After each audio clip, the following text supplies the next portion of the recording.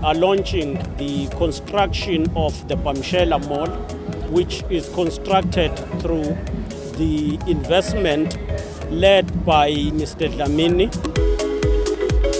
Siqalile ukwakha i-total service station yona zama kanje izo-operator by Easter kulo nyaka and then i-shopping centre by December kulo nyaka. We have also made a plan to integrate small entrepreneurs, more importantly, those who have been trading in the taxi rank, they must be accommodated here. So mina satisfaction with encouragement with the youth and everyone and the black man himself and the population itself. So thina ukuya kwethu lapha Credit Growth Fund ukuyibeka kanje no na i-projects na ama-tenants na i-development esibona kanje ingasebenza endaweni.